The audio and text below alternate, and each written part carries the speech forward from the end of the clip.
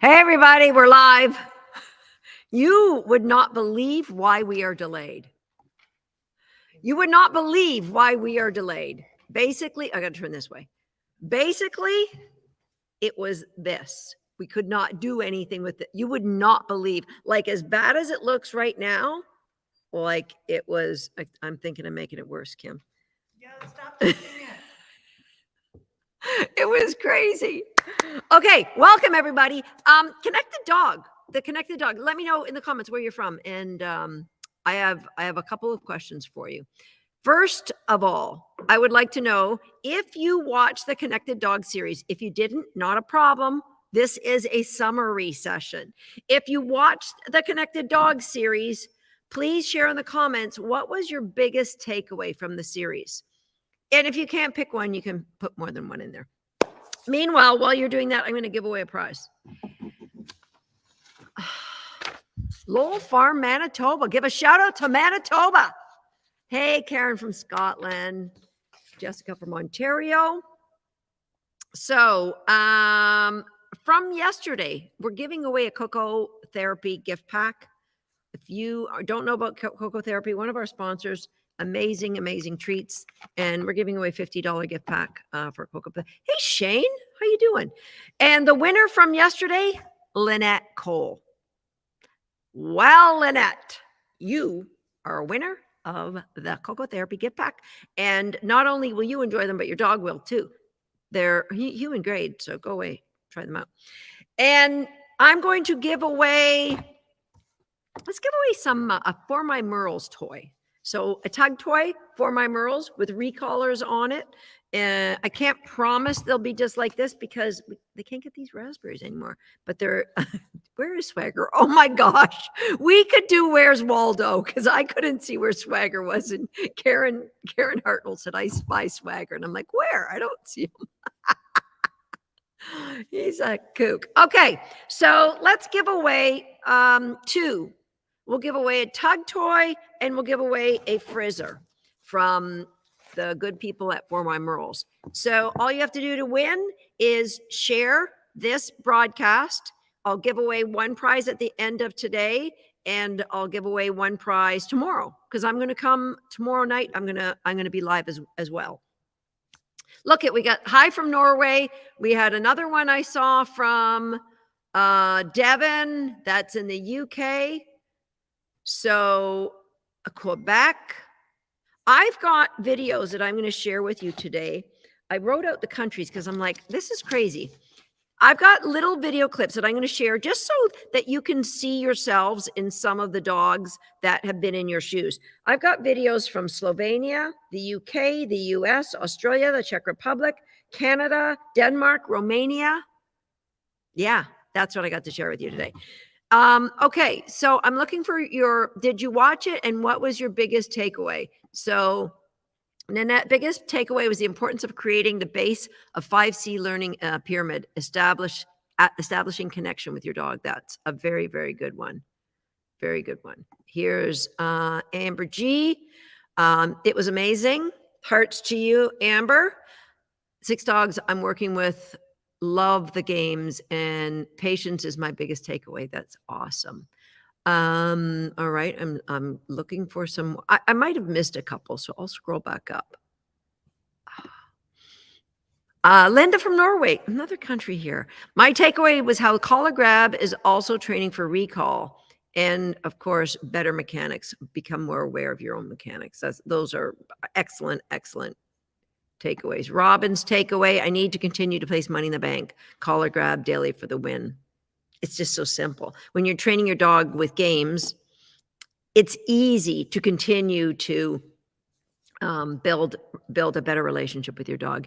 Amy says her biggest takeaway was improving her mechanics. I mean, we just have to make a t-shirt, right? The more I know, the smarter my dog becomes. Like, that's how it works. That was the synopsis from the voice text that I got. Is it called a voice text? Yeah.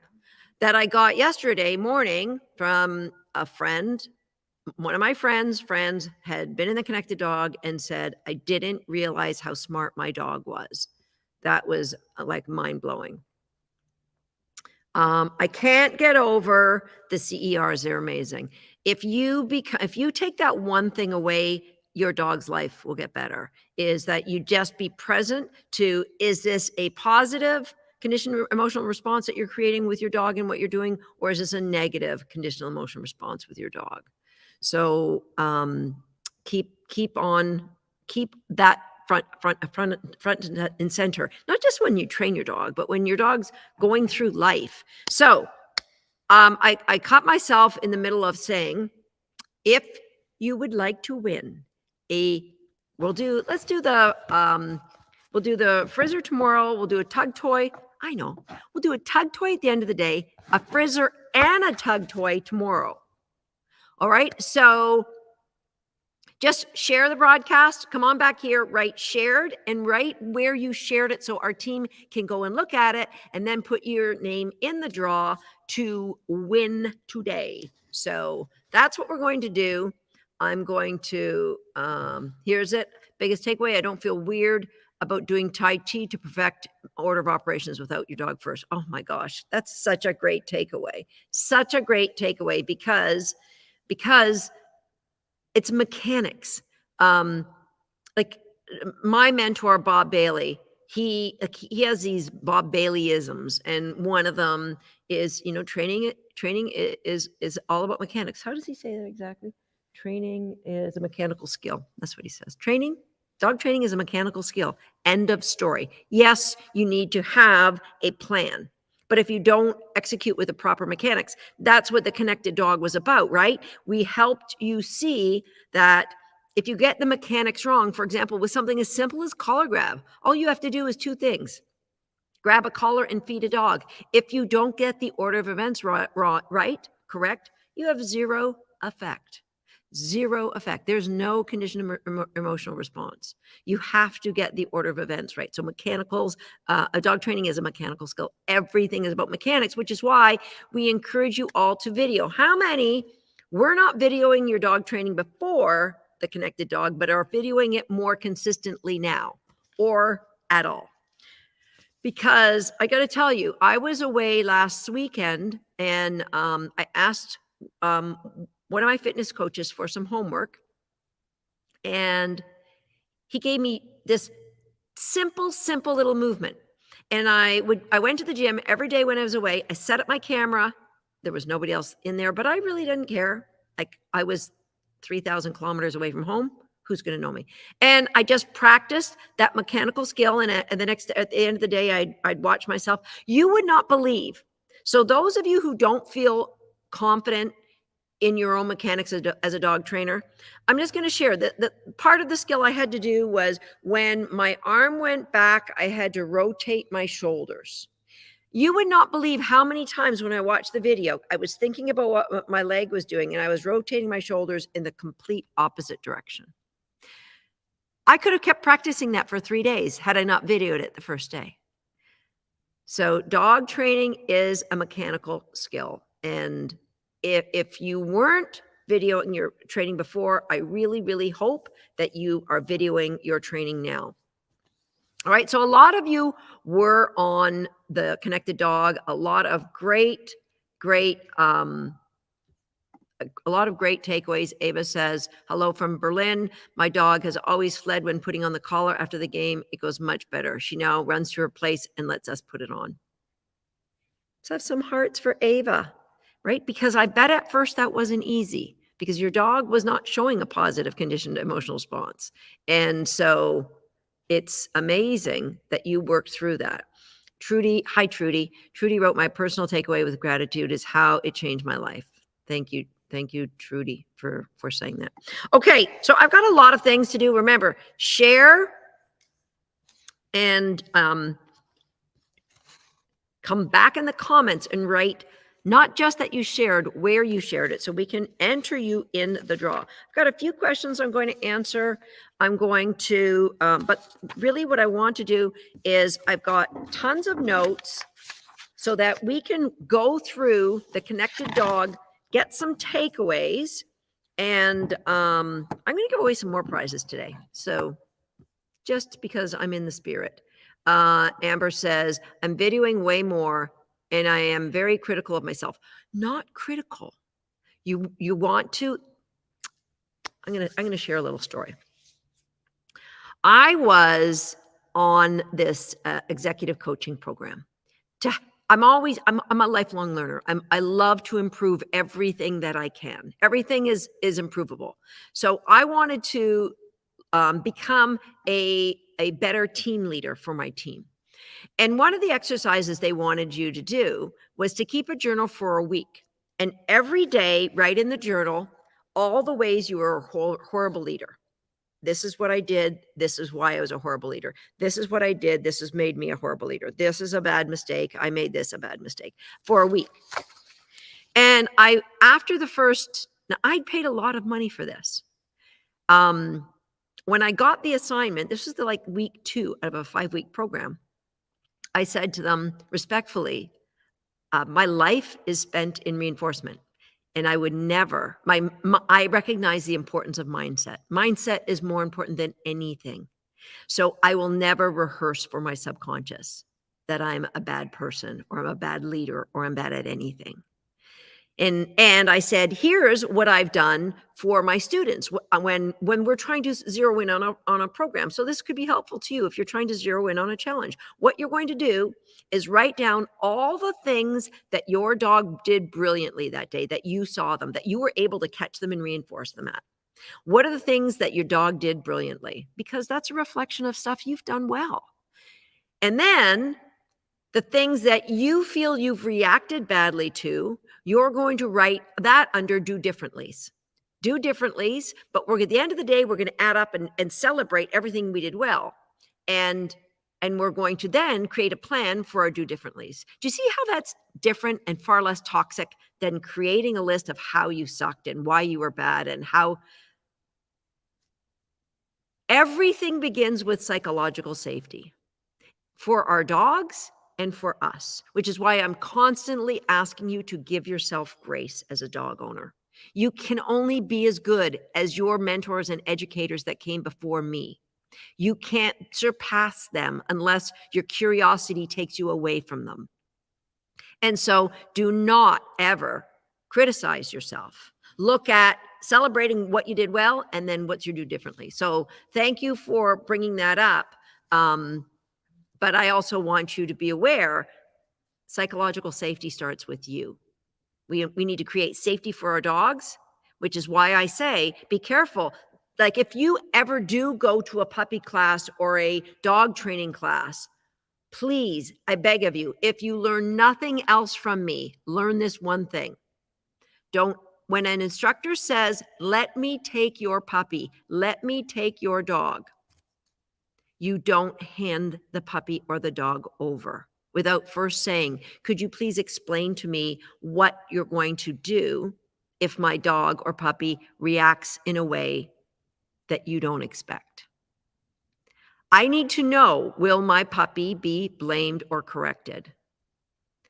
Or is there anything can you just walk me through so I can do it myself? Could you just demonstrate without a dog so I can watch the mechanics and then I could try to do it on my own dog? Like the very last thing I want to do is take a student's dog. And if I do, I'm going to make it clear, your puppy will be safe with me. I'm going to have some fun. That's it. All right. So I'm off track. I haven't even started at episode one yet. Okay. So the connected dog, it was a 6-part series. My goal was for you to see the flow, the strategic mindset of how we train our students in our Recallers program. It was basically a little glimpse at Recallers crammed into 6 quick episodes and 5 games that you would learn from. I think he thinks I'm about to do that, and that gets him excited. All right, so the first episode was called They Said I Was Crazy. And that was going back to, I have never done things the obvious way. If I thought there was a way that would be more fun, more efficient, or more instructional for myself or my dog. And so if we always do the same thing every time, then there's no opportunity for growth. And so when you do things that are extremely different from what other people are doing, then they'll either call you a witch and burn you at a stake, but we are not living in that era right now, or they'll say you're crazy and make fun of you. And eventually they'll start doing the same thing. And then by that point, I'm still questioning and learning and moving forward. So the Connected Dog episode 1 was introducing you to what many of you have picked up on already, conditioned emotional responses, that we need to deal with our dog's emotions before we can attempt to train them. So if you have a dog who is worried and then you say sit or cookie, or if they're worried, they may not take the cookie and they probably can't even hear you, right? If you've ever been a place, when I was, I think I was 13 or 14, and it was a Friday night in the winter, and a few of my friends were walking downtown, and one of my friends slammed a car. There's a fellow sleeping in the car, and the guy got out of the car and started chasing us. Yes, my friends were like almost 6 foot, and I'm 5'2". Guess who was the last one running? And so I ran and screamed. I peed my pants while I was running. True story. I ran across a red light in the middle of traffic. Did anybody, if somebody said, hey, there's cars coming, would not have heard them. When you're in a state of fear, you're not, if somebody said, hey, I got your favorite chocolate chip cookies while you're being chased by that man. When you're in a state of fear, you see nothing, you hear nothing, you are just going. So you can't reach that dog. The same is with the dog who is over aroused. And that's where the very first dog training school that she's just barking at herself over there. You can see, goofy puppy. The very first dog training school I ever taught at back in the 80s, when a dog would come in, and often it was like big old goofy Labrador retrievers, they would tell us, put them on a choke chain and pop their front feet off the ground until the dog settled down. So if the puppy was excited because there's people and there's other dogs and I'm so happy to be here, you had to knock that happiness out of them until they could listen. And that's what happens when there's ignorance and there's lack of care for a dog's emotional states. We just have a peg that we see a round hole, and that peg's got to go in it. And so that's unfortunately still goes on today. And that's why episode number 1, they said I was crazy, was all about recognizing and establishing positive CERs for your dog. It was introducing you to the role that Pavlov has, and that if you get the order wrong with Pavlov, you aren't going to get conditioning, and that you can't fight against Pavlov. Because if there's been a conditioned response, it will be there until we uncondition it, all right? Or recondition something new. You were also introduced to the Q cookie, and I'm going to share in that first episode. You were introduced to one of our students by the name of LaDonna. LaDonna had come to us having gone through all kinds of dog training schools, in person, online. She had 3 crazed Dalmatians. LaDonna was a grandmother who was, I think, on the list to have a hip replacement at the time she joined us. So wasn't as mobile as she would like to be. Had these 3, very high drive Dalmatians, and she didn't even tell her husband she was joining Recallers because she didn't want to fail in front of him again. So she thought, if this program really works, he's going to notice something's going on. So you were introduced to LaDonna. I'm going to remind you, this was when she would start getting dinner ready or food ready for the dogs. This is what happened in her house.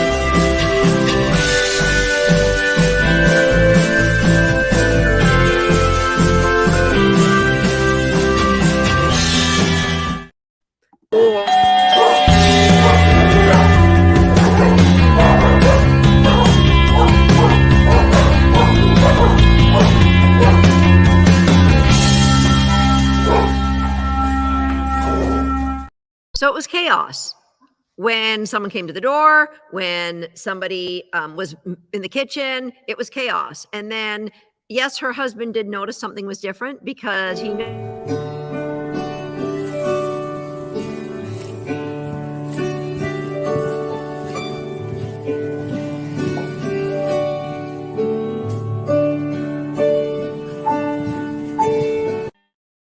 And so you get people who aren't supposed to necessarily succeed at a high level because of mobility issues, because of the kind of dogs that they have, because they have multiple dogs. Oh, and I didn't mention one of her dogs was completely deaf.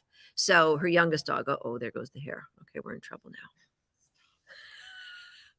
Kim, it's out of control. I don't know. I got out of the shower and I didn't do anything with it. So those are the ones that people say, oh, you're crazy to try and fix that with games. Yeah, guess what? We did get it fixed with games. And the dogs did even greetings at the door.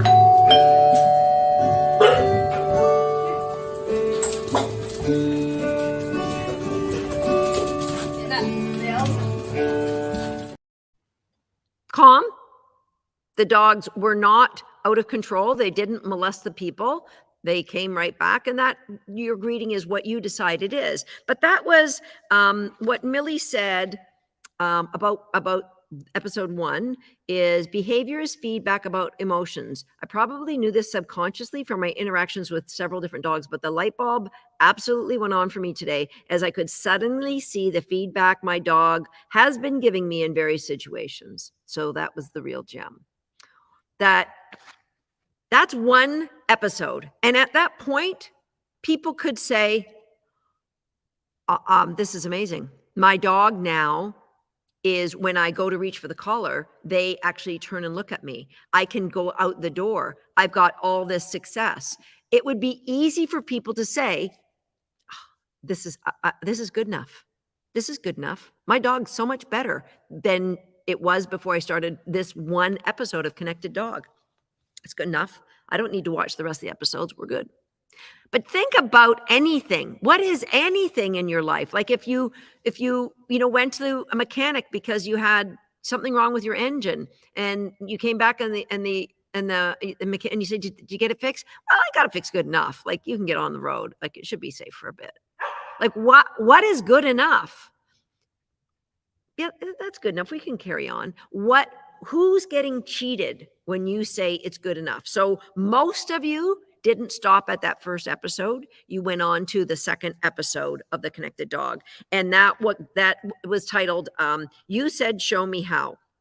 And this is where we introduced, so episode 1, we introduced the cue cookie. Episode 2, we introduced the cue search so that we could create clarity.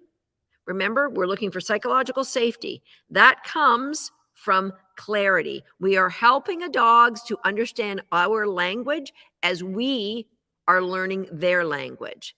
And so we've got 2 cues now.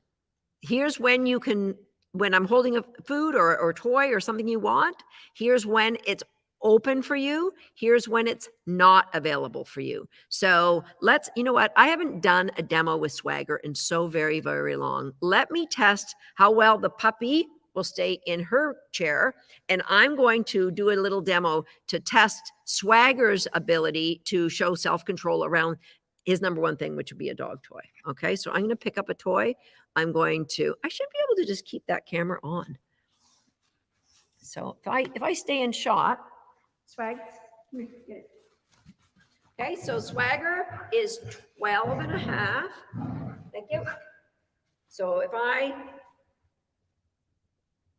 that's often, get it. Good. Thank you. Thank you. Good. Now, can you come up my side? Now, if I go,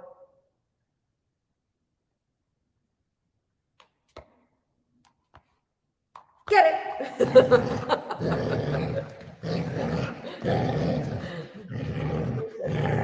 I have not done a demo like that with him in years. Okay, that's all. You can have it. Thank you. Yep, you got it. Okay, that's all. So Clarity, some hearts for Swaggy. That I cannot tell. You know what happens when you get, did you give her cookies for not moving? Oh, she deserves some cookies. That's a good puppy. Okay, so Kim said it was a test for the puppy. So that was a test for everybody. I've got this beside me here on the chair. She didn't try to get down and play.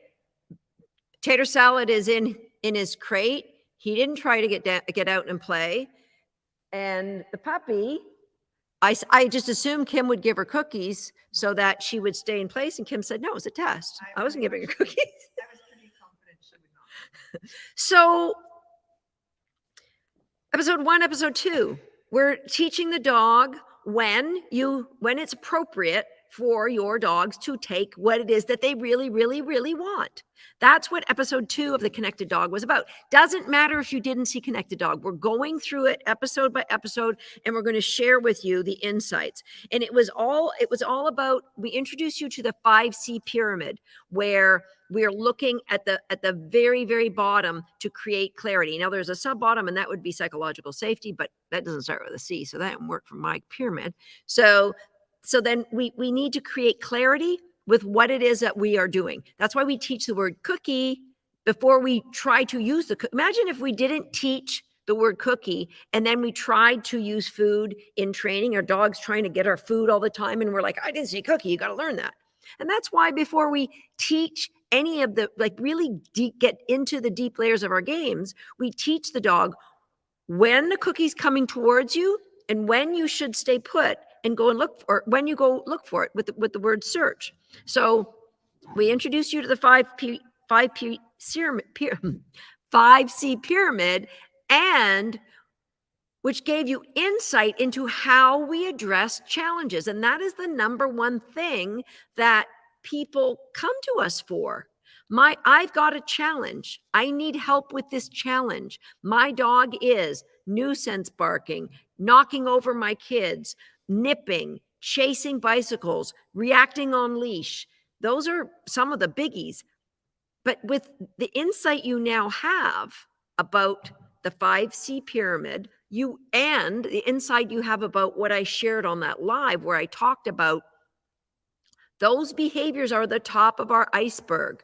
Remember, the top of the iceberg is where we tend to focus, but it really isn't where we should be focusing, because the wind could blow and blow and blow and blow the top of the iceberg in one direction. And that wind is your challenges. He's jumping on, he's running off, he's not listening, he's not coming back with the toy. The bottom of the iceberg is what moves the direction. So all of the challenges at the top, those are just like not at all with, they have zero meaning. They're the things. I need my dog to. I need my dog to, not jump on people. But what we're really doing is we want to go beneath that level to a deeper level where we get the transformational relationship, where we get the wow. And even beneath that is where we get the deepest level of connection, where we get the where we get a dog who goes from extreme challenge to you, extreme frustration, potentially occasional anger and blame and judgment, to playing these games and the dog's like blowing you away. I didn't realize how smart he was. That's what we were getting in video 2. We were moving into that place. And I'm going to share with you some of the challenges that came to us. And some of the videos I'm going to show you, it could be people who have been in Recallers for as little as 2 months, and some that have been in Recallers for as much as 2 years. There are people who've been in Recallers since 2009. They love the community. They love the vibe. They know we're their people, and they just stay. But the people I'm going to show you in the video, the videos that I'm showing you today, they're just people that are at different stages of learning within the Recallers program. So Otis was a rescue dog who he's as cute as a button. I mean, all dogs are cute, right? But Otis, he was naughty. He was a rescue dog who was given a little bit too much freedom, the boundaries of love instead of the boundaries of clarity. And he got to be a bit of a problem for his family.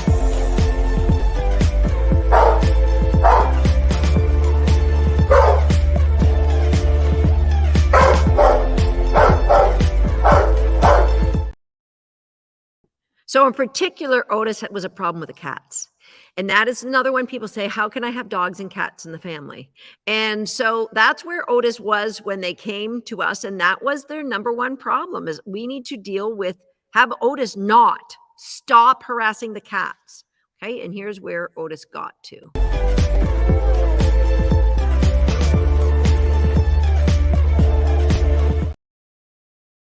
So Otis starts with the cat on the other, like he would be like biting at the door to get at the cat. And it's just layer by layer of understanding that we get to a place where, oh, questions are coming in, where Otis can live with the cat. This is, this one I got to admit, I just laughed and laughed. We ask our students when they first come to Recallers, and this is a great exercise for all of you listening to, is to make a journal or video, document things in a file where you're starting from when you're on your journey of dog training, because it'll help you be able to celebrate how far you've grown.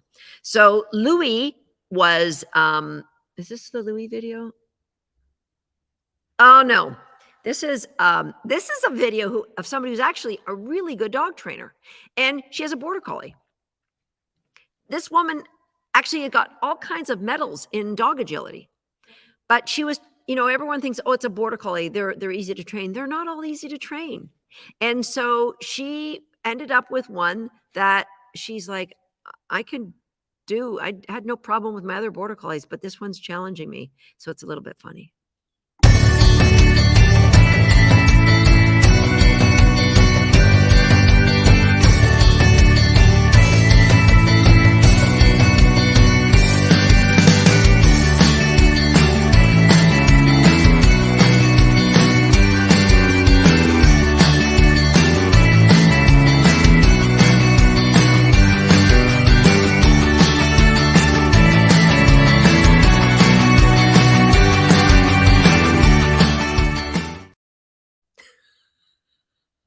You shouldn't laugh. I know, but it is kind of funny.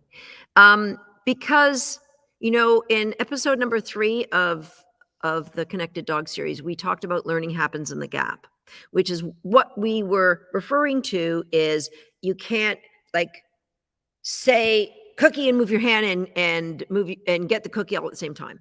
There's got to be a gap. Cookie, little gap, boom. Learning happens. We're giving our dogs that chance to connect the word cookie to the cookie company. But learning also happens in the gap between your education and where you want your dog to be. There is a big gap. So there was a big gap with Katie and Quest. And yes, there is a happy ever after story.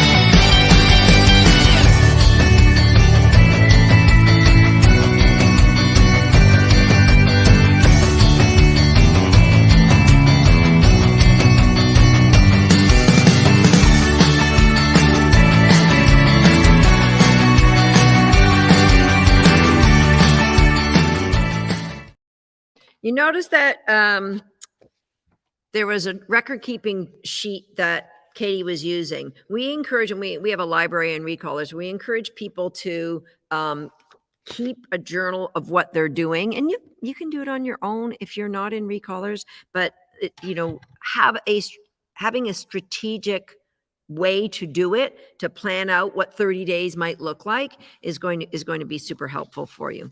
So episode number 3, it was all about the learning that happens in the gap. Episode number 3 is where you were introduced to treat diving, and the mechanics was difficult. And I put that one little game in there that was more challenging mechanics just to help you understand getting things right exponentially helps your dog's learning. And it was a great, a great episode for people after now. They didn't say, that's good enough after episode 1. They didn't say, we're good enough after episode 2. They kept going. So these are some of the comments. Deb said, so interesting to me that these games that seem unrelated to our issues have been helping my dog to be calmer throughout the day and more confident and focused. I'm going to show you a video later on this afternoon because I have mentioned when people say, will Recallers help me with my dog's behavior problems? I am not going to pretend that Recallers is the magic pixie dust that makes the world all sparkly and perfect. But I will tell you, it massively contributes to moving forward through behavior problems. There's a dog you're going to see at the end of this afternoon who was a horrific shadow chaser. She chased shadows so much. I mean, it started with shadows on the ground, her own shadow, then it was a reflection of a watch, then it was anything on the sky. They had to live in complete darkness in their house. They had blockout shades all the time. And the dog was never allowed outside in the daytime. That's how bad it became. And I'll show you a video how like behavior problems, that one was fixed. The behaviors themselves said it would be highly unlikely that they'd be able to fix it. So that's what Deb says. Things that, like, it doesn't seem possible that my dog is going to choose not to chase deer just because I'm playing a few games. And you will see the clarity grow more and more and more with every game that you play. Melinda said the games are simple, but it really is all about the mechanics. And this is just episode 3 of 6 in the Connected Dog. Jean said, my takeaway is a dog's behavior is helping us to help them. That was the big thing that we talked about on the live, that we don't look at our dog's behavior as a judgment on who they are. It's on that what they need from us. Right now, early on, it's unlikely that you really speak the same language as your dog or that your dog really speaks your language. And it reminds me of when I was young. My father's father was a missionary, and he, when my grandmother died in an accident, he married a Native Canadian Cree woman who didn't speak English. So when I would go to visit, and I was named after her, my middle name is Christina, after my grandmother, she spoke Cree, I spoke English. So it was very, very frustrating. She would tell a joke, and of course, her children understood and would laugh, and I felt like the lone man out. I did not feel safe. Not that I was being harmed, but I didn't feel like I was part of the group because I didn't speak her language. Now, I could have tried to learn her language, but she also might be speaking to me and I didn't know, and I'd turn and walk away. I would look like I was a belligerent little snot, wouldn't I? But the truth is, I didn't speak her language. And that's what the Connected Dog was helping everybody to see, that there is a language that our dogs can learn from us, and we can be respectful and learn their language as well. And it's not going to be learned overnight. It's a process. It's a process that requires curiosity first. All right. So episode number 4 was the big It's Your Choice episode. It's where we introduced, or for some of you, reintroduced the concept of gradually allowing the dog to make a choice that might be wrong and having the hand close on them. And we do it in such intentional layers that they recover so quickly because of the value they know that's there for them. It was all about the power of permission. And this is where the light bulbs start turning on for people. And this is where people say, I think my dog is trainable, where I never thought my dog was trainable. So I'm going to share a video with, again, dog training problem, tip of the iceberg. And that was Ray came to us with his dog that was just obsessed about bicycles, like obsessed about bicycles.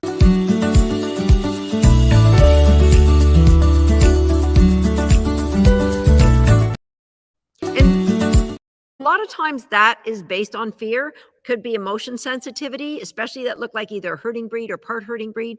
It could be a number of things that start it, but depending on how it's handled, or as most people think he'll outgrow it, it just gets worse and worse and worse. And so it's just starting to understand and speak the dog's language and help the dog. We counter condition, just like Pavlov, we create a new trigger for those bicycles.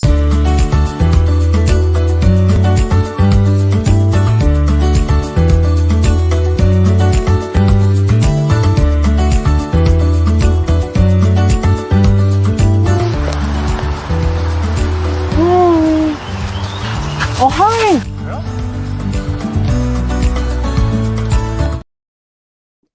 And so you can see even with the bicycles coming up behind it now, that was our episode 2 and 3. We're all about creating environmental neutrality.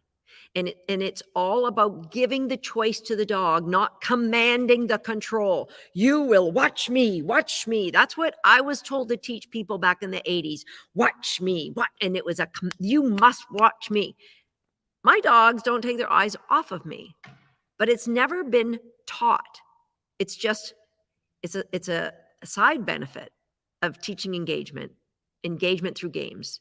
It's a side benefit of saying, have I inspired you to want to pay attention to me? If I haven't, then there's other things I can be doing, right? And so that's how you go about tackling the challenges. I'm going to share with you, anybody out there with a terrier? I will admit terriers are my first love. I started with Jack Russell Terriers. I will always be a terrier at heart. And so when I saw Lucy, I did bring back some memories because of all the labels that this poor dog wasn't given by her owner, but by other people. So this is Lucy's story.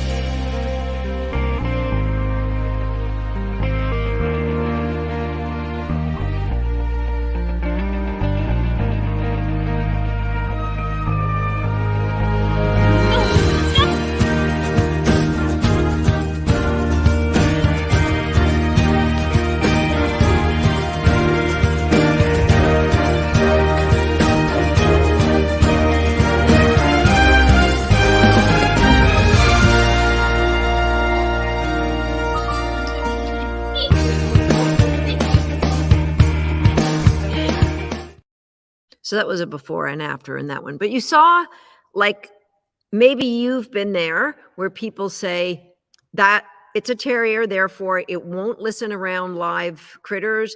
It's a terrier, therefore it's going to be stubborn. It's a terrier, therefore you can't make it do anything it doesn't want to do. And all of these beliefs, we talked about the belief loop in episode number 4. All of these beliefs that we create limitations for ourselves and for our dogs, and it's unnecessary. But it also kind of gets you off your hook, because then you could get to where we're in episode number 4 and say, well, that's good enough. I have a terrier, so that's good enough. My expectations shouldn't be that high. But think about if you said at episode 4, that's good enough. I'm just going to teach this party trick. It's your choice. I'm not going to try and integrate it into my life like this crazy hair woman says. That it's your dog who really suffers, right? You say it's good enough, therefore you don't have to go on to episode 5 of Connected Dog. But then what is your dog missing out? They're missing out the chance for a little bit more freedom, a little bit more interactive game playing, a little bit more opportunity to explore new places if you say that it's good enough. And so it's really cool that Martinette wrote on episode 4, that was the It's Your Choice, all about permissions. She wrote, I'm growing as a human. I think the principles taught here are transferable to human relationships. My patience and kindness is being tested, as well as my focus. Am I moving the puppy too fast? What is my puppy learning? How can I be better? I feel so hopeful. Andrea wrote, I am one of these people who always felt resistant when training my dog. Now I know it was because of the wrong training methods. Applying It's Your Choice is a completely different approach, and my 4-year-old Healer Cross Sunshine and I just love this game. You can see sparkling in our eyes. It's building a relationship of clarity, respect, and kindness. I just love it when I read these comments on the videos. So again, this is episode 4. It's Your Choice is just one of the best games. It's fun for the dog. It's fun for me. It's simple. It's portable. And it's a game that you can grow. So when you say it was good enough at game 3 and you didn't even get to game 4, what you're really saying is, I can't make you a priority right now. That's what you're saying to your dog. I just can't make you a priority. So this is good enough.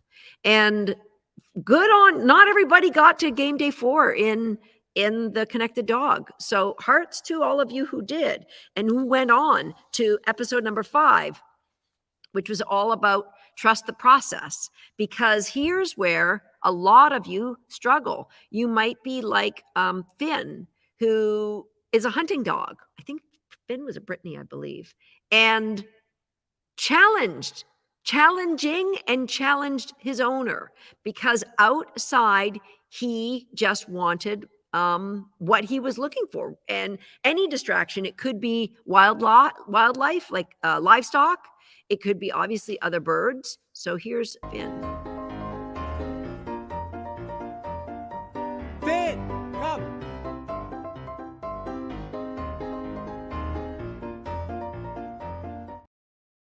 So you could see that from a distance. And that's what people say, how am I going to get my dog when he's 300 feet away? How can I get my dog to listen to me 300 feet away? It's the layers of learning. How well can we get your dog to listen 3 feet away? Like, is it 100% 3 feet away? That's what game day 5 was about. Trust the process. Play the games and trust the process. And this is part of Finn's progression. Finn, come. Good boy, buddy. To me. Whoa. Wait. Good boy. Look at that control. Like, he came back and you could see that Finn wanted to leave again. And that is trusting the process. And there's other, I'm going to just share a couple more. So this is Lenka, and a lot, I didn't mention where all these dogs are from. I wrote them down and then I didn't mention them, but they're from all over the world. So Lenka, I'm guessing. I'll find out while you watch Lenka.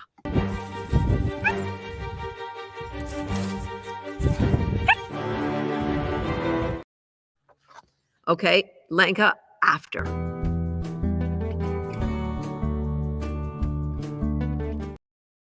And so these are leash reactivity, or it could be like we've talked about before, husbandry. So trust the process. I can't cut my dog's nails. Trust the process. That's an It's Your Choice opportunity. We're giving the dog consent. We're giving the dog the chance to say, I'm comfortable with what we're doing, carry on. And this is Thelma Parker. I believe this was her first dog.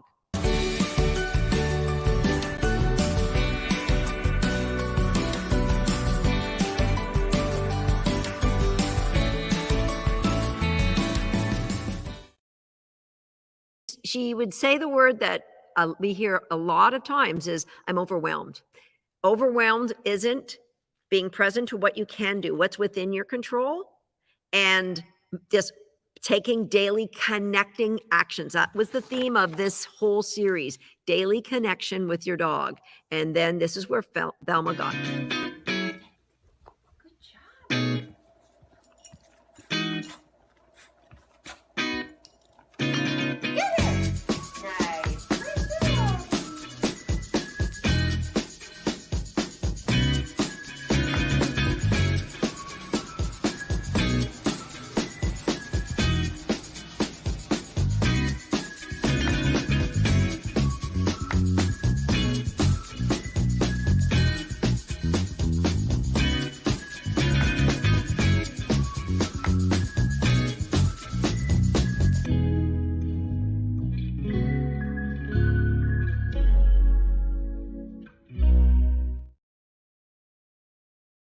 got to a place with Parker where she could do her own grooming. And you could see that that puppy was relaxed with the grooming.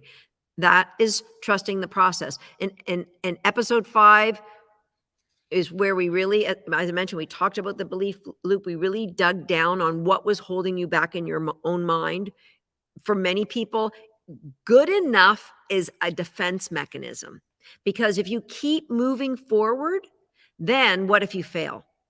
And if you have a history of beating yourself up and believing that little voice in your head that tells you how you're not good at anything, then you're going to be in a place to be hurt. And that's why people are afraid to move forward. But if you're doing it in an environment where we are giving you that psychological safety, it's easy to move forward. In episode 5 is where we introduced you to kind of like a star of Recallers, because she was so far gone, is Jessie the Golden Retriever and her obsessiveness for cats.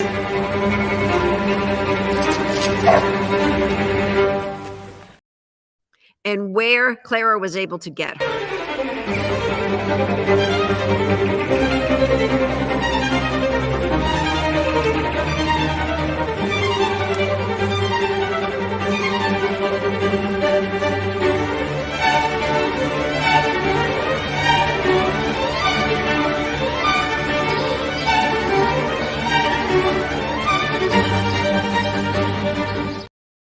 And this is Clara, who was in the video.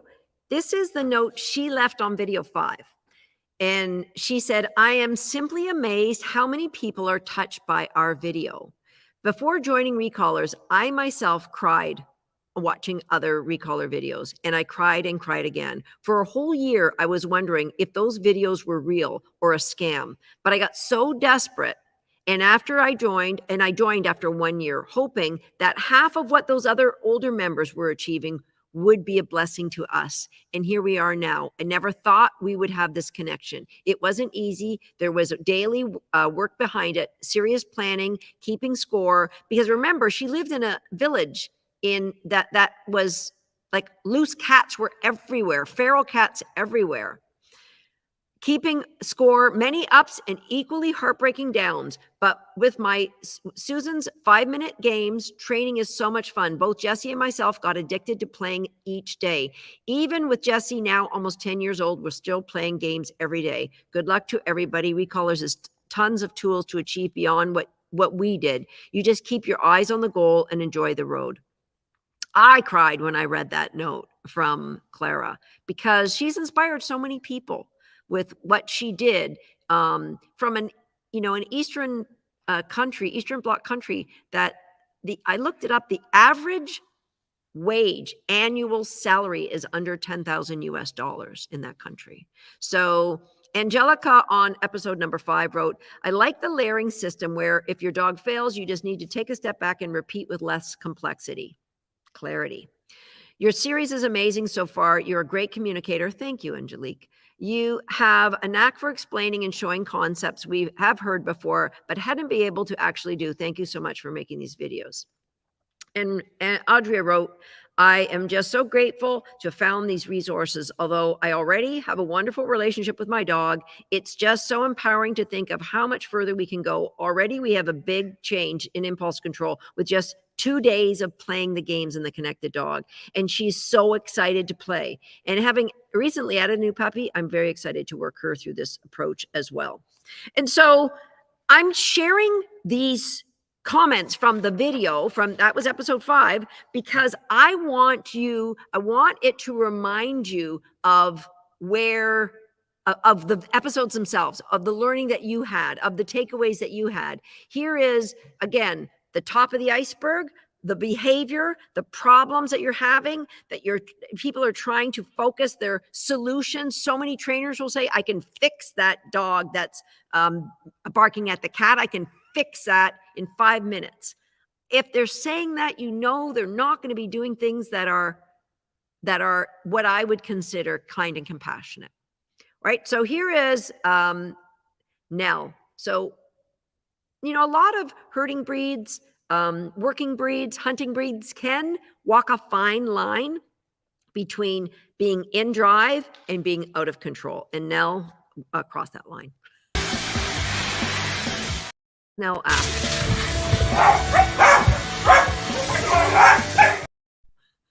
I'm sorry that, again, you shouldn't laugh, but I know that we can help with dogs like that. One more time.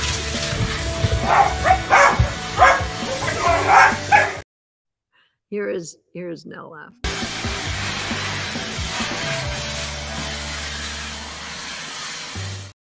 And so that takes us to episode 6, because episode 6 is where we kind of combined all the games and helped you to see how the game within the game in Connected Dog, you didn't realize you were making the foundation of a hot zone where Nell was just quietly hanging out while the vacuuming was happening, where you see my dogs just hanging out here while I'm teaching. That is, you were creating that in the Connected Dog series when we got up to video 6, and you didn't realize you were doing it. So video 6 is, we all said game on.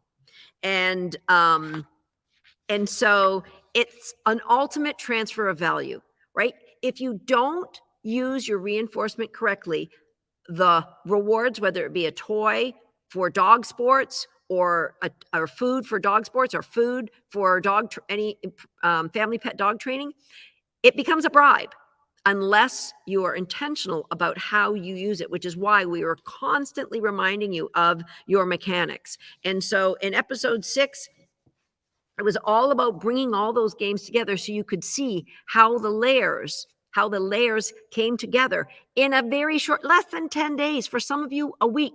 For some of you, Audrey said 2 days. 2 days of playing, and she saw an incredible difference in the connection between her and her dog. Hilda wrote of episode 6, Connected Dog series has taught me that I am the key. Interpretation, practice, modeling on my part will translate to my dog. Reinforcement, consistency, and practice will yield confidence with games to live his best life. Thank you, Susan, for opening this door to me and my blue healer mix. We have a long way to go, but I'm feeling so much more confident every step of the way.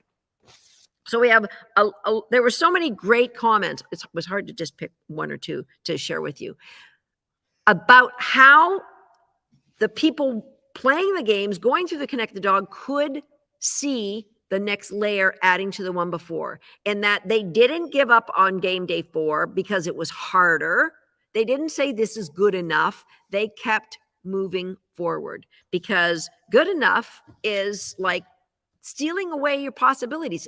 And I'm going to share with you the video that I spoke about earlier with Maddie, the shadow chaser, who Leslie had tried everything to try and help Maddie. A few years ago, Recallers gave me the tools to deal with her abnormal repetitive behaviour of light chasing. Okay, so there's a longer video you can watch with Maddie where she shows all of the challenges that the dog was so obsessed with any kind of light, and here's where they ended up. And Lupin respects Maddie and gives her the space she needs. So she could be outside. She could be in a room where the lights could be turned off or on. She could be around a flashlight. And that was started with intentional layers of clarity that created a new focus for that dog. Am I promising you that every behavior problem that your dog would ever have is going to be fixed by Recallers?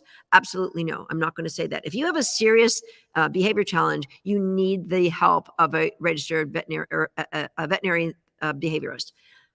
However, all behavior can be improved by a deeper connection, will absolutely exponentially be improved by your understanding of your dog's language and by your dog's understanding of yours, by you having a deeper insight into how to create positive CERs, how you can not look at your dog's behavior as something he did and that's who he is, but rather a way of him asking for help. Okay, there are some questions. I want to answer your questions before I go too far down the path here. So does all of this make sense? I'm going to grab some water. Is there any part of it you did that you said, I didn't see the connection? Okay, so some of the questions that came in. Can I play crate games and puppy games with an older dog? I have a 5-year-old, a 3-year-old, an 18-month-old, and I think 6 3-month-old puppies. 6 3-month-old puppies? I think so. Wowza. 3-year-old and an 18-month-old fight over food. Will crates help? Clarity helps. And 6 3-month-old puppies. Wow. So clarity will help. You know, when you have a large number of dogs, the largest number of dogs I've ever lived with in my home was 7, and I didn't like it. I loved each dog individually. It was when my now late husband and I first got together. We had 7 dogs, and because dogs are such a big part of my life, you have to take time with play with them individually. Yes, they do group activities, but you have to create the clarity individually. And so we have people that will go through recallers with 4 or 5 dogs at one time, but I always ask them to have one focused dog, one dog that is their main focus. And there may be a reason to have 6 3-month-old puppies. Maybe you're a professional dog trainer, or maybe you're training them on for to be a guide dogs or service dogs. There's a lot of reasons why you might have them. However, you have to be very intentional about giving them individual attention and individual work, because they are not the same puppy. They are all individual puppies with all individual needs. And yes, you will see anxiety occurring when you have larger groups, that there isn't the clarity from you. The anxiety can turn to reactivity. The reactivity can turn to aggression. So you do have to be careful with that. But yes, you absolutely should be playing. And you've seen in a lot of these videos, Clara said she's still playing with her dog at 10 years old. So you never stop. You saw I just played with Swagger on. I mean, I don't play with him on camera very much anymore, but he gets engagement and interaction every single day. Okay, 10-year-old rescue that is reactive but a high food focus. Start a color grab, but he's not focused on the cookie. I know there's more coming. Knows there's more coming. I'm not sure he's getting it. What do I do? He is focused. He's so focused on the cookie. All right, so rather than doing 10 collar grabs in one session, I would do 1 collar grab in 10 sessions a day. And then you have super high value cookies, and you might walk by him. He doesn't know when it's going to happen. And then all of a sudden, boom, boom. So if the cookie is obvious, then you don't get that transfer of value. I'm not saying never do 2 in a row, but if a dog is just looking for the cookies, then it's going to be more difficult. How do I go back and view the connected dog videos that I missed? Trying again.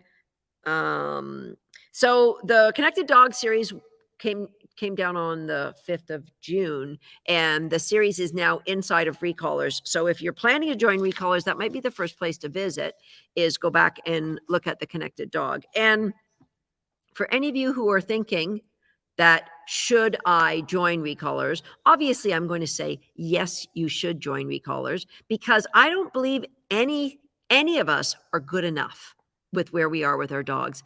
A strategically laid out plan for you to give you that daily interaction, allowing you to learn your dog's language while your dog learns you. Who shouldn't that be for? I got a question for you. This is a little. What is if you didn't have dogs right now and you were going to get a new puppy or a new rescue dog? What would be the must-have pieces of equipment that you would need? Put it in the chat what you would think. Must-haves. Non-negotiable, I must have these. I can think of maybe 4. I mean, unless you're getting like a really long must-have. So I'm not going to give anything away. So what are the must-haves? There was another sheet that I had more questions here. Must-have pieces of equipment. Sally wrote leash, crate, leash, collar, and bed. Those were my 4, Sally. Ding, ding. Wavelength. A bed. Dog bed, of course. Yep, you could say, I would say an X-Pen as well for me. Collar leash bed. Training toys, yeah, there's another good one. Okay, so why do we need a leash and collar? Why? Why do our dogs, why do we get a new puppy or a new dog and we say we need a leash and collar? Why? Why? Why do we need a leash and collar? Why do we say, well, the first thing you got to do is get a leash and collar? So Sally says, so they don't get lost. Shane says, so we can control them. Well, they aren't trained to keep them safe.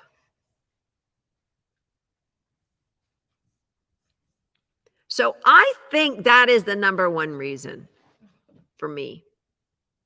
We have a leash and collar to keep them safe. So we are willing to invest in a leash and collar to keep our dogs safe. And then there's other things that we invest in. Non-negotiable leash and collar. Why isn't Recallers a non-negotiable? It keeps your dog safe longer. It keeps them safe without them having to be tethered to you. It keeps them safe, but allows them more freedom to explore the world because they are connected to you anytime you need them. I mentioned this on the live last night. There was 35,000 people that went through part, some, all of the Connected Dog series. 35,000. Well, 35,000 and change. Of those 35,000, 70% were either first-time dog owners or they were here with a real challenge. 70%, which I'm guessing is around 25,000 people. And yet, for some reason, after the Connected Dog, 99% of those 25,000 people are going to say, that's good enough. I don't need to join Recallers. It's good enough. I know your life will change. I know your connection will keep deepening. All you see from my dogs here, from Tater Salad the rescue dog, from the 13-month-old puppy, it's all because of Recaller games. That's all we do. And then we go on and do dog agility. So the people who need it the most, you've never owned a dog before, and there's virtually nobody else in the dog training world. You can't go into an in-person class and say, here's my money. I'm going to try this out for a month, but if it's not working out for me, you'll give me my money back, right? You can try Recallers out try it for 2 weeks. If you're not sure you're good enough to do this with your dog, if you're not sure that you really need more than what you've got right now, you can try it for 2 weeks. And that's why I look at 25,000 people. And how do I know about 1%? Because that's what happens. We've been doing this since 2009.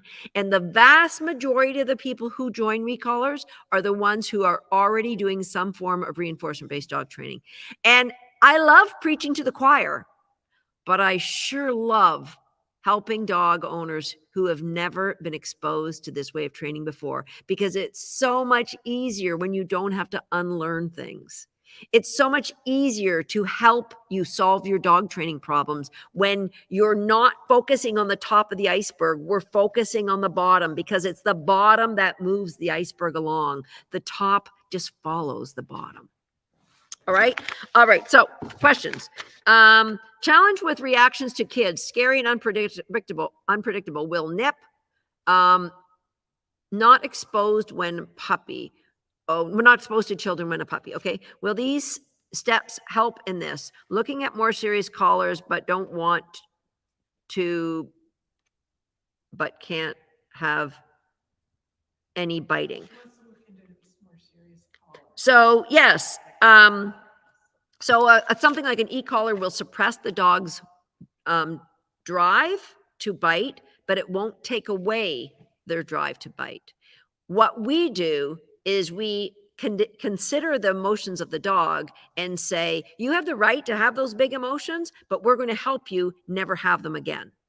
And how you help them is you minimize exposure and build up confidence. And so then you get environmental neutrality with children. That's the ultimate goal. And to go to a more serious collar is to blame a dog for their behavior, and their behavior is just an expression of emotions. Imagine if, as a child, I was incredibly shy. Actually, my 23andMe DNA profile says I'm more likely to be afraid of speaking in public. So nature, nurture. My nature is to be very, very shy. I would cry when I would walk into a room with strangers if I had to talk to them, like in a classroom even, to talk to the teacher. And if I was punished and spanked because I was shy, if I was told, you will talk in front of us, how do you think I would be right now? There would be no Connected Dog series. There would be no Recallers. There would be no Susan Garrett talking on video or standing in front of, I think 15,000 people is the largest audience that I've spoken in front of. It wouldn't be happening. So if we punish a dog for their emotions by going to a stronger collar, we're saying, your emotions are not important to me. I get it. Your children not getting bit absolutely has to be number one to you. I 100% get it. And I'm not saying that we ever put children in a position where they could get bit. What I'm saying is we make sure we separate that and work on your dog's emotional state. Okay. So our cocoa, what's our cocoa therapy? I shared the cocoa therapy from yesterday. No, the share winner from today is winning a tug toy from For My Merles. So the tug toy from for the share winner from today, tug toy from For My Merles, easy for me to say, goes to Catherine CYC. Boom. Congratulations, Catherine. Question: I don't have a puppy yet. Should I wait to join? The best time to join. Now, if you're getting a puppy a year from now, I would wait to join Recallers. If you're getting a puppy in the next 6 months, this is the perfect time because you can go through all of the games, rehearse the mechanics. Ideally, you have a friend with a dog. You can start playing some of the games with your friends, dogs, or go to a rescue, go to a local shelter, take a dog out, and ask, is there a dog that maybe needs some engagement? And you can start playing. Like, there's so much you can do that you can prepare yourself before you get the dog. That would be ideal. So that would be my number one wish, is if everybody, before you got your puppy or your dog, you joined Recallers and you learned all about it from that point of view. And so for those of you who've gone through the Connected Dog, you've got a glimpse of what we have for you, a glimpse of what Recallers is. I'm going to show you just a little. Let me see. I did take a picture. I'm not that techno, but when you go to Recallers, this is what. Oh, I got to get Donna's question or comment off of there. Hold on. Here we go. So when you go to Recallers, this would be it's a custom built website. And if you notice the little orange circle with the white man there, I don't know if it's a man or a woman. Let's call them, neutral. That is an accessibility tool. That means that my team has built into our program the opportunity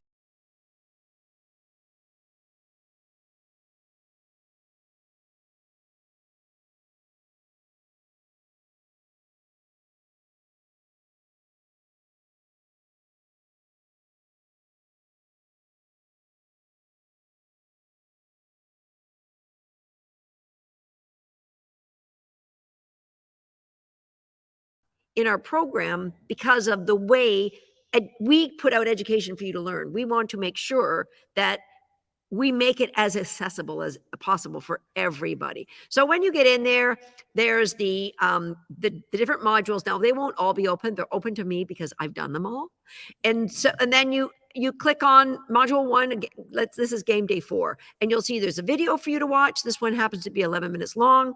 You can download quick tips that you can take to the site to play the game if you want to print them out, or you can have them on your phone and download the playbook.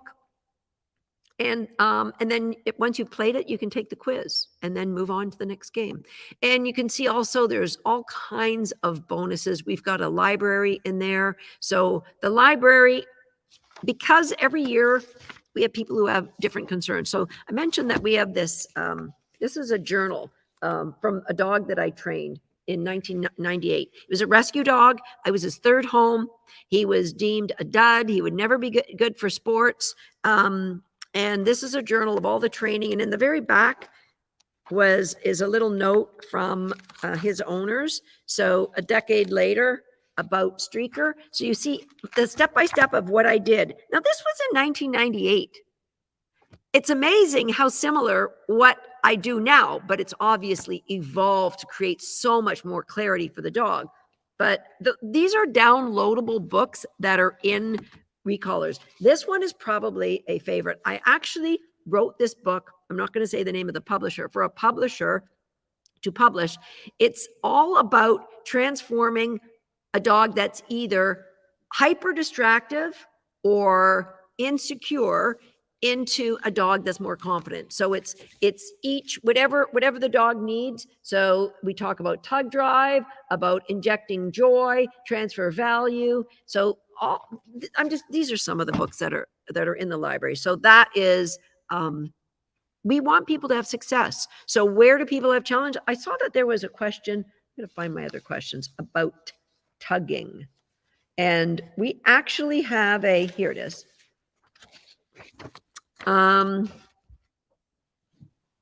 What if my dog won't tug? I'm worried that his lack of excitement for toys will make this program difficult. He's really shy, but we do some things for food and he gets nervous. Okay, that's from Jerry. Jerry, let me tell you, number 1, you can do the entire program with food alone. But number 2, we also have another classroom in Recallers. It's called the Tugger's Corner, where we help you teach your dog to love to tug when you want them to, when you ask them to, even if there's distraction by food. So I'm going to put my money where my mouth is.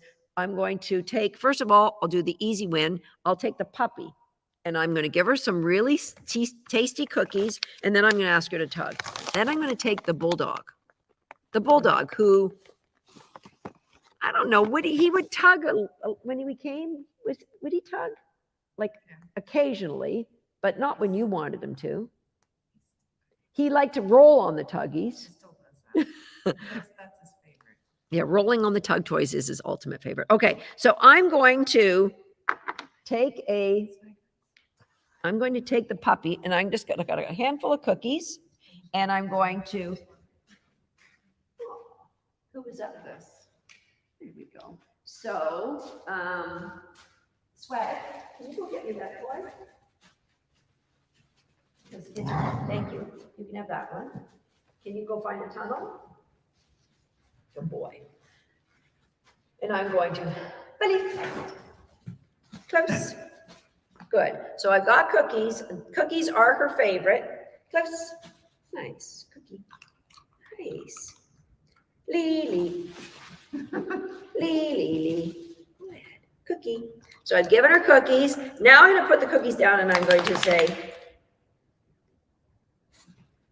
thank you.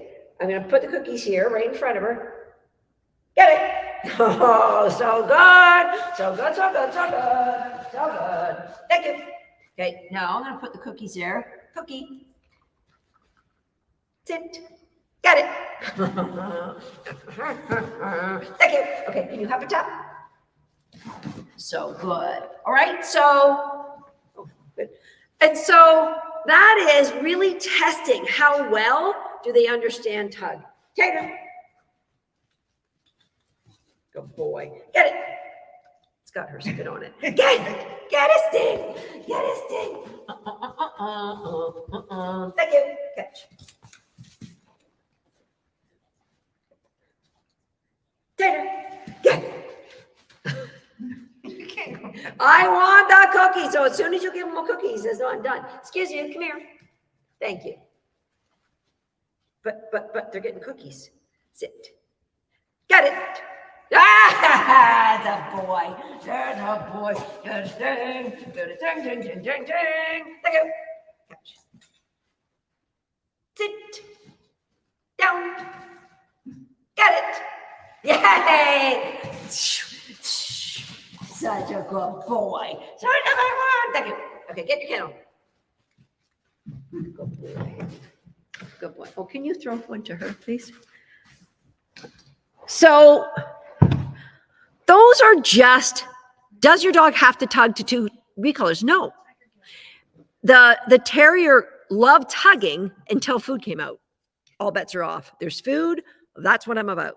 Tater kind of tugged. He preferred to roll. I don't know if he'll do it. Well, if he wants his. Double jolly. Tater had light interaction with toys only when food wasn't around. Tater.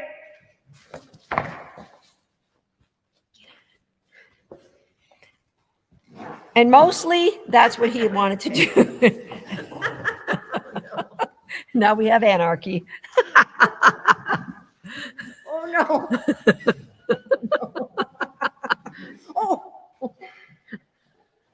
Oh, Tater's choking on his cookies. Okay, so, oh my gosh, that's so funny. I'll let Kim deal with. All right. Swagger, you don't need to get in the middle of that. So the puppy stole his toy, took off with it, and now she's shoving it in his face and trying to get him to chase her. It's so funny. Okay. So tugging for some dogs is natural, especially like not all herding dogs. He's pretty good at tugging. We'll have to do a demo with her. But not all dogs, but it can be a learned skill as well. And so we have the classroom in Recallers called the Tugging Corner. My 90-pound love of my life buddy pulls terribly. I do not want to end up hurt. I love our walks, but worry about being hurt. And there are dogs that I've showed you in our program that's really one of the main tops of the icebergs that they came to us with, was that they would not, they just pulled on leash horribly, right? And yeah, transfer of value, the games go into this, and then we just grow that understanding for you. So 100%, I know that will get better for you with Buddy. Marsha asks about reactive barking. Can you please address how to help a dog with reactive barking with other dogs? So, have a Cavalier who is the sweetest dog until she sees another dog. Then she goes crazy. We did have an incident with a neighbor's lab that was behind an electric fence, came barking at her on a walk. Ever since, she's overwhelmed with other dogs. Again, that we need to create environmental neutrality for your Cavalier. Right now, especially there are a lot of dogs who have had horrible experiences with other dogs. So we need to, number one, know where can we go that dogs are within our control. And believe it or not, one of the best places is a dog park. Listen carefully to this. I would never suggest anybody go inside a dog park, but it's a place you know that there will be dogs and there'll be a fence so you can stay outside of it. Would never take my dog in there, right? And so you can go at a distances away from that fence and reinforce your dog for being in that environment. And that's what, like, if you have the 40 recaller games, there's so many triggers that you can build positive CERs in different ways for being around other dogs. But if you have only cookies, that's all you got. Oh, here's some cookies. Do you see the different arousal state with the dogs when I ask them to tug? And that allows them to be in the presence of other distractions, and it allows us to create environmental neutrality. Because eventually cookies are just, not as exciting. Yeah, that's a good time. Go to the dog park at midnight. Oh, well, if that could be a problem. If there's off-leash dogs outside of the fenced-in area, don't go to there.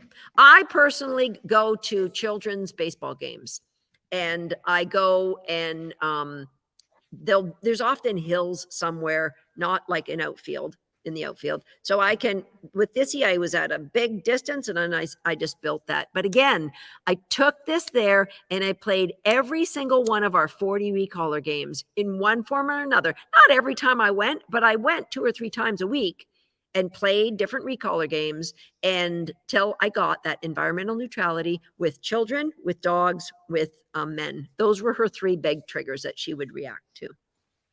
Okay, so it's, I mean, I'm hoping this time around, the new people with brand new dogs and brand new puppies, I'm hoping you're going to be different, that you're not going to wait until you get into you're not going to say, this is good enough and I'll just read a book, or I'll scroll YouTube and find solutions for I don't actually have to invest in this Recallers program, because the time that you're spending scrolling for YouTube, worst thing that could happen is that not just you're wasting your time, but that you're going to see something and teach it and it's exact opposite of what your dog needs.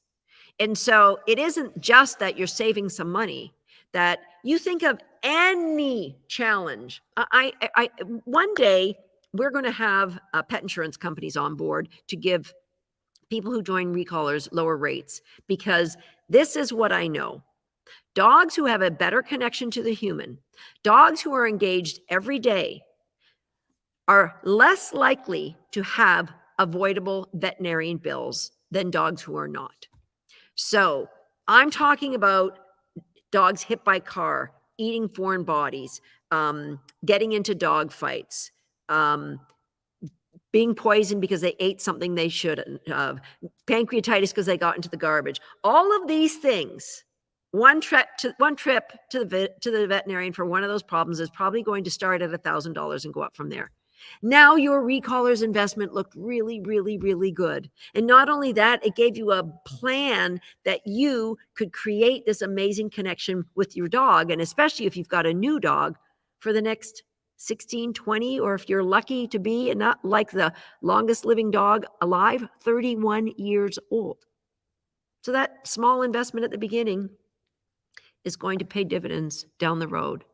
And you can Google Susan Garrett's Recallers, and you will find 10 years of people saying what an amazing difference it's made in their dog's life.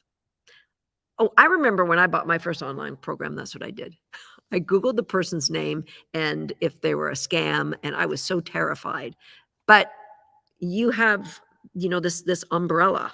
So it's about saying that I have a leash and collar because I want to keep my dog safe. I want to grow that safety without a leash and collar. This is the next logical choice. Let's see if there's any other questions for me before I sign off. Go to recallers.com, recallers.com/join. And there will be a page with more of our students' stories that you can look through. There'll be a short video, about 20 minutes, that explains in more detail what the next year of your dog's life is going to be like, with myself and my coaches helping you through the program. There's a little live chat at the bottom. If you have questions and you don't feel comfortable asking me here on live stream, you can ask somebody on my team. Will answer personally right there. What was that, Kim? One lady said, in your example with children, did she only get better from a distance? With this? With the kids, I don't know. So will the dog who wants to nip at children, I mean, is it just the presence of the child that creates the trigger, or is it the children moving? I mean, there's just so many ways to diagnose it. But what I would do is I would keep your dog and your children separated right now, and that you're going to maybe allow, I'll give you a reverse example of my sister's son, who is terrified of my dogs. And so we did the reverse of that. My dogs were in a kennel, and could he open the door, look at the kennel, close the door, and then run into the kitchen, and then we reinforce him. And so build that up. By the end of the day, the end of that night, he could sit on the couch and throw cookies into the kennel with the door open. So it's just gradual progressions, keeping everybody safe. You're not, like so many people, if they have a dog who's afraid of children or a dog who's afraid of people, they force the dog to take a cookie from the child or the man. Oh, nay, nay. No. If I don't feel happy being 20 feet away, why are you wanting me to go right up there to take a cookie? Oh, nay, nay. Is that dog going to be breathing? Even if they will take the cookie, you've got a 50-50 chance they'll either take the cookie, ignore the cookie, bite the child. So I guess that's 33, 33, 33. Where's the dog comfortable? Build positive CERs. Don't put them over threshold. Don't make them go close to something that they're afraid of right now. Respect their emotions and build from that, right? How many people have done recalls since it started? How many people have done Recallers since it started? Oh my gosh. Well, I honestly don't know, but I'm sure it's well over 10,000 people. I honestly don't know the answer to that one because 2009 was when we started Recallers. So it's 2009. That's Long time ago. 14 years ago. So yeah, I would say it's a lot of people. I've never been asked that question before. So, but definitely way over 10,000 people have gone through the program.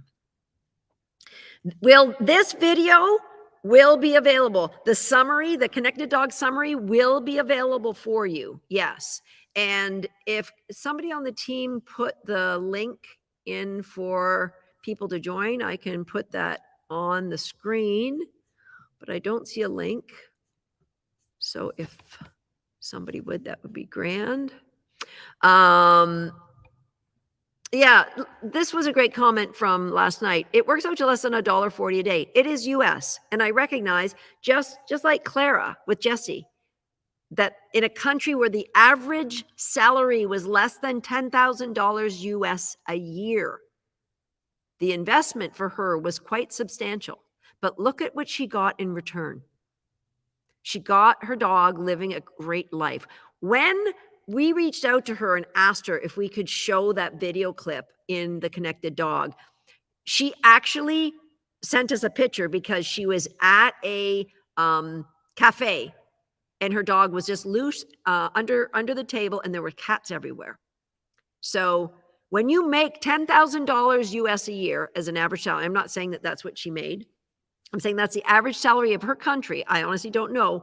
It was a massive investment for her. So it is US funds because it's an accepted currency all over the world. And it would, the value, we've put it at $4,000 with all of the extra books and the extra courses we have in there. It's not like smoke and mirrors $4,000. It actually is worth $4,000. And we have kept it at $500 for like at least 10 years. Okay. So I am going to, there we go. Recallers.com/join. Yes, all of us have those stories where I, paid $150 for 4 sessions and didn't get anything out of it. The great thing is you have the opportunity to try it, to download some of the books. Not all the books in the library are open on the first week you get there. We don't want to overwhelm you. There's a lot of things that you can go in and see and download in video and play and practice. And then say, okay, I've already got my value from this and I'm only 1 week in. And so it's a no-brainer. It takes away that buyer's remorse. There will be no buyer's remorse because you'll know this is the right place for me and my dog. These are my people. Alumni, what we do for alumni, I don't know if you saw the screen, there was a little alumni. There's like a secret passage for alumni. They have even newer, they have different games, more challenges in alumni. So it's, you go through every game, but every game has been grown and we don't charge you the same full price. It's actually less than half for any year you want to come back. Okay, Sarah said, we paid $1,500 to some balance trainers and it worked for a few years, but we didn't like using the e-collar. So we're back to square one. Sarah, I really would love to see you in Recallers because sounds like you're my people. You do crate games and recallers. Yes, we do crate games and Recallers. And it's maybe not, it's not as robust as the crate games online, but we teach you all the skills that you need to know for crate games to be effective part of your life moving forward. So there is, it does go into more layers in the Recallers or in the crate games online, but absolutely it's a brand new videoing of it in Recallers. Okay, I'm looking.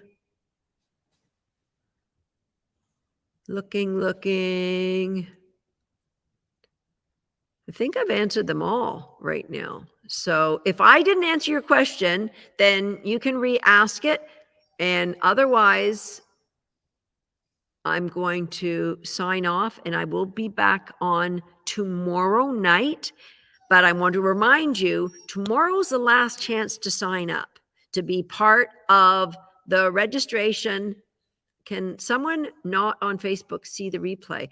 Sue, I believe what my team does, well, first of all, they can watch it on YouTube, but yeah, that's what I would do. I would give them the link to our YouTube page, and this replay will be available on YouTube.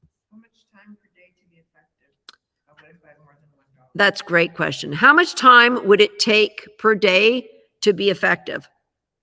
I like to encourage people to do really, really short sessions and connect it to something that you're doing every day. So plan, like at night, just before you go to bed or when you're in bed, watch the video of tomorrow's game, print out the handouts or keep them on your tablet or your iPhone or your whatever. I just said that I used an iPhone, your phone. I don't know. So do all that the night before. And then for the next day, you might plan 3 games. 1 session of your new game and 1 session of a game that you've done in the past that you don't feel you really did it justice, and 1 that you and your dog love, and it's easy, you can do it. So you might find that by game day 10, you've got 5 or 6 recaller games that you're just doing as part of your day like we do. It's just part of our day to do these games. But at first, you're just intentionally going to bring 1 in. And so you might say, before I go to work, I've got 90 seconds. I'm going to play a game then. So that might be 1 that you've already know the mechanics and you're just going to either redo one that you like or practice 1 that you haven't got quite right. And then the last thing at night or when you're brushing your teeth or when you've put your coffee on, whatever those triggers are that you can build in a game, that's ideal. And then, like if you ever went to a local dog training class, like you have to be there at 6 o'clock or at 7 o'clock. Well, that doesn't always work out for your schedule. If you have to work late or you're going on their timetable, you book an appointment with yourself every day. My wheelhouse for me is about 5 in the morning. That's my time. So from 5 till 7, I could put training in there at any point. Now, if you are in a home where other people are sleeping, then that maybe is not the best time. But just book an appointment and don't make it so, like a lot of people say, oh, I can't go to the gym because I could do my 20-minute warm up and then I got my 40 minutes of cardio and then I got my 40 minutes of lifting and I don't have 2 hours. So if you think of it that way, you're not going to do anything. And I don't want you to think of it that way. I want you to think of it as daily connection. If you can do 3 1-minute sessions, we're way ahead of the game. And maybe on Saturday, you spend a little bit more time on the learning. So, or you can do 2 1-minute sessions and 1 that's going to be like 10 minutes or 5 minutes. You're never going to train your dog for 10 minutes. You're going to be learning in 10 minutes. So the training of the dog, the interactive games, they're not going to take more than 1 to 3 minutes. Okay. That was a great question. Thank you. And yeah, Anthea says, where do we play these games? Kitchen, living room. Where do we want our dog to, where do our dog feel safe? That's the first place we play. So it might be your bedroom, and it might be your living room, and it might be the kitchen, but the kitchen might be a slippery floor, might not be a good plan. So we encourage you to set up, when you get into Recallers, you'll see, we'll give you the instruction on how to set up a training den. And you can start there, and then you take it on the road, meaning you go to your living room, bedroom, bathroom, out backyard is the big, oh, that didn't go well. Get back in your living room. That's safety and security. Yeah, let's play it some more in the kitchen and the bathroom, and then go back in the backyard. Hey, that didn't go so well. That was pretty good. Then you might go to the front yard. And then, so that's how we're going to play the games. Okay. Kathy, welcome to Recallers. And Kathy joined on Monday, and here it is Wednesday, and she's glad that she joined, so that's awesome. Trisha says, I have 2 dogs, a 1.5-year-old male and a 5-month-old male Doberman who I feel need training. The puppy is super smart and quick to pick things up. His dad is not. How do you handle training 2 dogs with this kind of situation? Trisha, trust me, both your dogs are super smart, because I know Dobermans. I've lived with them. They are brilliant dogs. But what we want to do is separate them, either by, like you saw me training my dog. So one will be in a hot zone and I'll train, and that can be part of the training. Initially, you might have to like put one dog in another room. Now, if the dog in the other room starts barking and carrying on because they want to train, we don't want that. We don't want to create anxiety and stress. I mean, it's great that they love to train with you, but what we want to do is, so maybe if it's cool out, you can put your dog in a crate in the car and give them a bone to chew on until it's their turn. And eventually you can have what we have, and that you can just have one dog, it's your turn, and then I trade off, and now it's your turn, and now I trade off, and now it's your turn. All right. So you absolutely will go through with both dogs at the same time. Should I reduce food intake with the amount of cookies I'm using? Should I reduce food intake with the amount of cookies you're using? So what you want to do is try to use your daily food as part of your treats and mix in other treats in that. Because what you don't want to do, especially if you have a new puppy, use like some really, really yummy treats for all of your training, and then go to feed them the regular food. And then we're going to go, why would I eat that? I want the other stuff. I like the other stuff better. So we want to keep up their appetite. So you're going to use a mixture. And inside Recallers, we talk to you about mixing up the value, using lower value rewards for easier games, or higher value rewards when it's a higher distraction area. So yeah, you are going to build in that ration.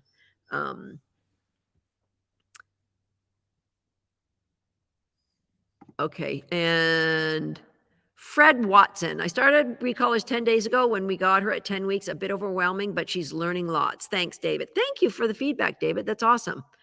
Do I need a bed like the ones that you have off the floor? You don't. I tell people it's really great if your dog beds have sides. So even if you buy a cardboard, go to the grocery store, get an old cardboard box and put a towel or a blanket in it. That's good to go. I'm being told homeschool the dog is part of Recallers. Is that true? No, homeschool the dog is a completely different course. It's not available at this time. It's a much smaller, less robust version. So it's got a few of the games that are in the Connected Dog that you've already played. Those are already in Homeschool the Dog, but they are 2 separate courses. They are not related. I mean, they're related in that we're training our dogs in their games, but they are not, one isn't part of the other.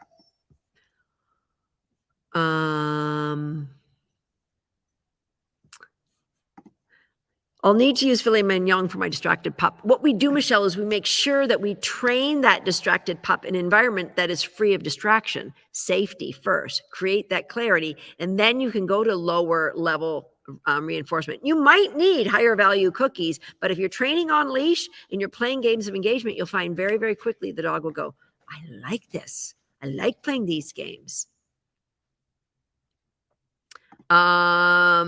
yes, you can download all of the PDFs onto your tablet. Mine on my iPhone, it saves it in files. So I'm not sure. It depends on the kind of files that you have. Mary, if this is possible, absolutely the best course of action is to join Recallers first because of the intensity of the coaching you get, because of the other courses that are in there for you. Yeah, definitely it is the better choice for you. Great. You guys are asking great questions. And if I didn't help you understand how to save the PDFs in Recallers, you'll notice that in Recallers, in pretty much anywhere on the course, wherever you open up, you see in the bottom right-hand corner, you see orange support. You just click there. Somebody's going to answer your question.